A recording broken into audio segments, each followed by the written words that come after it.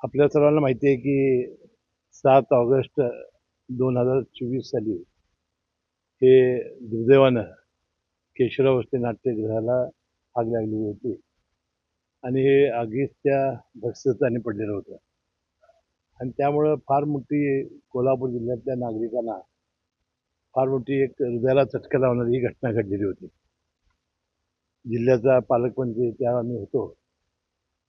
मी पाहणी केली. त्यानंतर तत्कालीन मुख्यमंत्री एकनाथ शिंदे साहेब आले. सध्याचे मुख्यमंत्री आणि त्यावेळेचे उपमुख्यमंत्री देवेंद्र फडणवीस साहेब आले.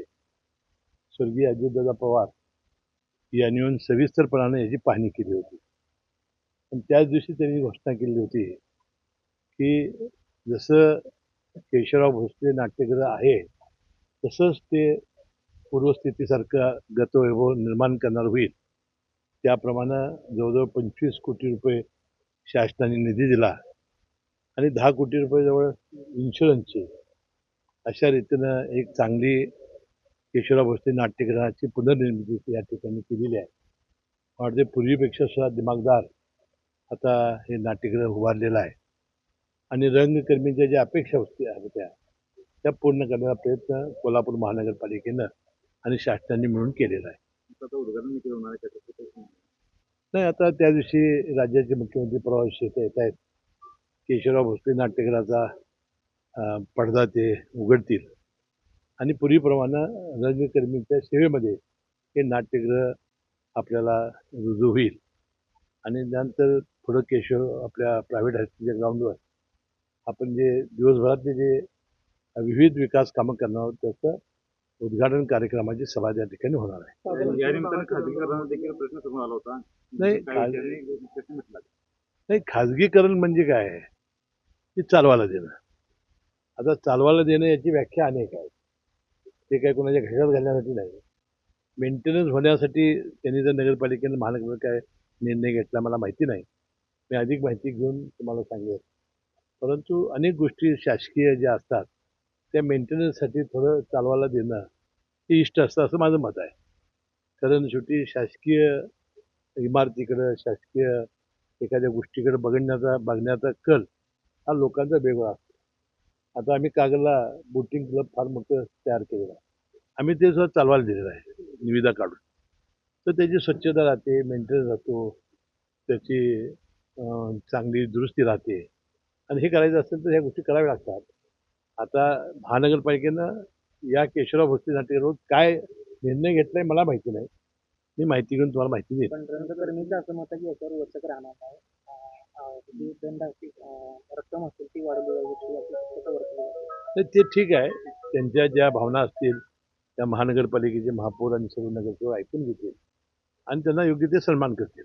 भागातील किंवा इतर बाहेरची कामाची थोडी अपुरी नाही, ते आता होऊन जातील. हे बघा, कुठल्याही सरकारी गोष्ट असेल किंवा निमसरकारी गोष्ट असेल त्याला तारीख ही झाली की आपोआप गोष्टी होतात. कागलमध्ये सुद्धा राजन शौमरे यांच्या स्वप्नाचा साकार होते. ते आणि त्याला धरून CPR आपल्याला कोल्हापूरमध्ये CPR हॉस्पिटलमध्ये जवळजवळ 700 कोटी खर्च करून आपण नूतनीकरण केलेलं आहे. त्याशिवाय आपल्या अद्ययावत सगळ्या व्यवस्था आपण CPRच्या केलेल्या आहेत.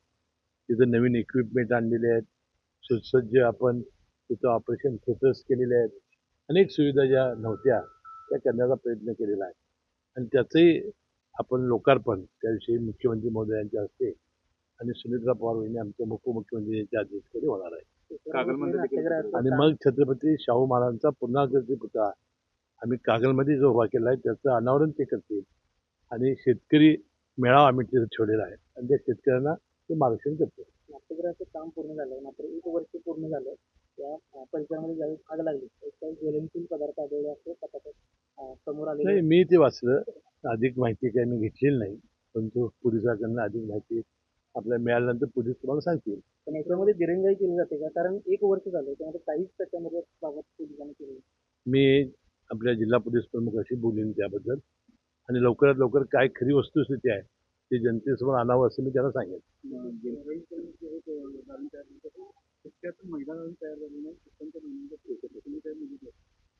नाही, आता महानगरपालिकेच्या लोकांनी आता त्यामध्ये लक्ष घालतील.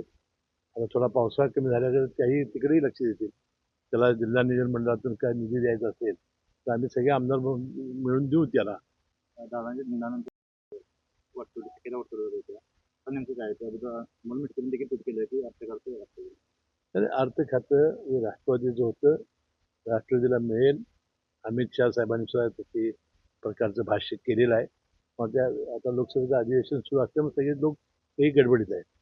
कर्जमुक्ती योजना कृषी मंत्री अंमलबजावणी होणार आहे. मात्र अनेक शेतकऱ्यांचा दावा आहे की यातून निकष जे आहेत त्यातून शेतकरी बसत नाहीत आणि त्याचा कर्जमाफीचा फायदा होणार. आणि एकंदरीत जी आपण 64 लाख शेतकऱ्यांची 36,000 कोटीची जी कर्जमाफी केलेली आहे त्यामध्ये अनेक शेतकऱ्यांना त्याचा लाभ मिळणार आहे. ज्यांची 2 लाख रुपयेपर्यंत थकबाकी आहे त्यांनाही कर्जमाफी मिळणार आहे. आणि जे नियमितपणानं 2 वर्ष 23, 24, 24, 25 ही जी नियमित भरणारी 2 वर्ष आहेत 3 वर्षापैकी ज्यांनी थकबाकी भरली असेल, नियमित कर्ज भरले असेल तर 50,000 प्रोत्साहन अनुदान देणार आहे. आता यामधील काही गोष्टी शेतकऱ्याचे राहून गेले असतील त्या निश्चितपणानं मंत्रिमंडळाच्या बैठकीत आता त्यामध्ये एक असं होतं की शेतकरी मृत झाला असेल त्या दरम्यान तर मग त्याची आयडी ती फार्मर आयडी होत नाही ॲग्री स्टेक, तर त्याचं काय करायचं? किंवा सगळ्या भावांनी मिळून वडिलांच्या नावावर जमीन आहे खरं भावांनी एकट्याच्या नावावर कर्ज काढलं, 7-12 त्याच्या नावावर नसल्यामुळं ते ॲग्री स्टेक होत नाही. अशा ज्या किरकोळ ज्या बाबी आहेत त्या मंत्रिमंडळापुढे आणल्या जातील आणि सर्व शेतकऱ्यांना याचा लाभ होईल. मुख्यमंत्र्यांना पवार यांना गोंडी पुढे असेल काँग्रेस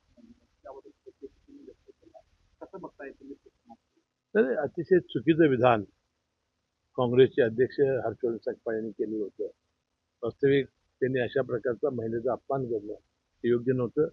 वास्तविक सुनेत्रा पवार वहिनी या उपमुख्यमंत्री आहेत, त्या काटेवाडी गावच्या सरपंच राहिलेल्या आहेत, त्या लोकसभेत त्यांनी निवडणूक लढवलेली आहे, अनेक भाषणं केलेली आहेत आणि अनेक प्रकारचे आता त्या उपमुख्यमंत्री आपल्याला सामोरं जात आहेत.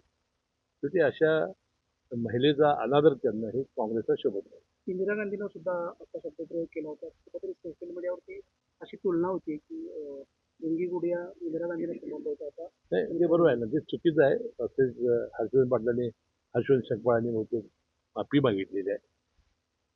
शिवसेनेच्या चुनावणीदरम्यान सर्वोच्च न्यायालयाने टिप्पणी केली राजकीय पक्ष जे आहेत ते लोकशाही तत्वानुसार चालतात हा प्रश्न केला सर्वोच्च न्यायालयाने. नाही, गेल्या वेळा सुद्धा सर्वोच्च न्यायालयाने अशा अनेक टिप्पण्या केलेल्या होत्या. आता सुद्धा ती टिप्पणी केली आहे. आता निर्णय काय येते ते बघू आपण. पण अशा पद्धतीने कुठेतरी दुरुस्त्या केल्या जातात राजकीय पक्षांमध्ये, कुठेतरी लोकशाहीलाच धोका आहे म्हणायचं. नाही, आता काय सर्वोच्च न्यायालयात बोलणं काही योग्य नाही. खरं तर मोहन भागवतांनी काल जयंती संवाद साधला कसं बघताय याकडे दिल्ली नाही, योग्य काम केलं त्यांनी. कारण जेनजी नंतर अल्फा हे जे वयोगटातली तरुण मुलं आहेत त्यांच्याशी आता कनेक्ट होण्याची आवश्यकता आहे ते त्यांनी या निमित्ताने आपल्यासमोर आणलेलं आहे. आणि त्यांनी सांगितलं या मुलांची काहीच चूक नाही, त्याला समजून घेण्यामध्ये आपली चूक झालेली आहे.